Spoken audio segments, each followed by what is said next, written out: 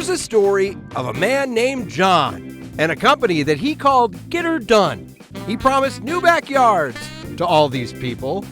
They say the work ain't done. I went through something that I wouldn't want my worst enemy to go through. Alicia Torres says John Moreno knocked on the door of her new build at the Ridge in Johnstown in December with an offer. He gave us an amazing deal for our backyard. It was gonna be $26,000 and he was gonna do turf and concrete and rock. So she and her husband took out a loan, hoping to have a place for a swing set for her toddler and her baby on the way. Yeah, he did the stamped concrete and then the 2 slabs over there, which you can see the dirt already coming out from underneath. She says he asked for the final payment, she paid him, then everything stopped. There was a lot of excuses. He just lost a family member. He's dealing with his mom having pneumonia. So this was supposed to be where we had grass out here in the middle. Down the street, Maddie Kelly hired John to build out her backyard with a special walkway for a very special reason. Her daughter. She's in a wheelchair sometimes. She struggles to walk. We wanted something to be able to get her to the grass. Soon, she says, excuses started. He said his mom had pneumonia. And work and communication stopped. This leaves me with a blank backyard,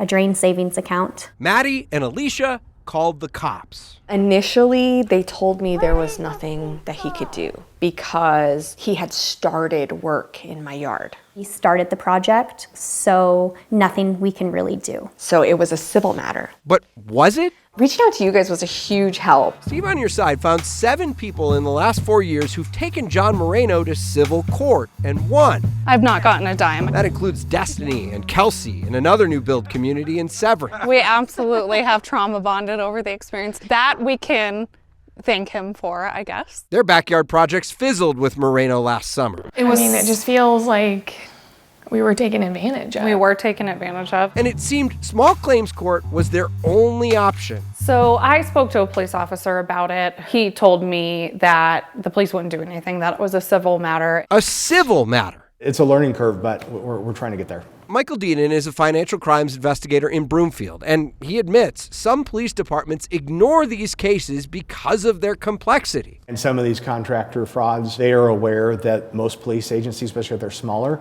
will tell the consumer that it's a civil case, and they take on the laws of averages of that no one is going to report them, or they'll be told it's civil and the consumer will give up. But you shouldn't give up. The law is actually pretty clear on this. A contractor can only use your money for your project. And if you could prove that you paid for something that you didn't get, or you paid for supplies that were never delivered, the case isn't just civil, it's also criminal. In the last couple of years, they've gotten more aggressive in prosecuting these cases. They've gotten more aggressive in finding them. This was going to be concrete the whole time. How much you pay him? Almost $10,000 total. And what'd you get for that? Wow. A bunch of dirt was moved around. My steps were taken out, so I couldn't use my patio. 3 years ago, Randy, Jerry, and Stanley also hired John Moreno back in 2022 to build their backyards in the Aurora Highlands. He just stopped showing up. I sent him a text. His mother died. And then somebody replies a text and said, this is John's mom. His mom died. Now his mom is sending me a text. They say he didn't get her done there either. We finally got together and called the police, and of course that's a civil thing. So we escalated, we're like, this is not a civil matter. This is a con artist who does this for a living. The Adams County DA decided Randy, Stanley, and Jerry's case was a criminal case, pressing felony theft charges against Moreno. Court records show he didn't show up for his trial.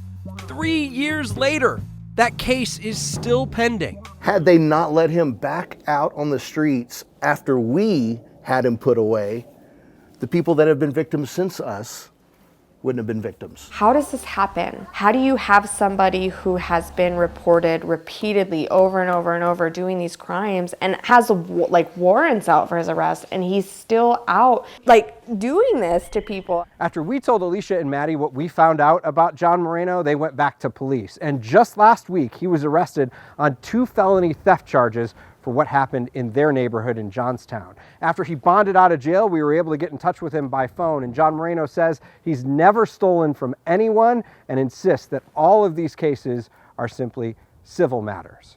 I'm Steve Stager, Steve on Your Side, 9 News.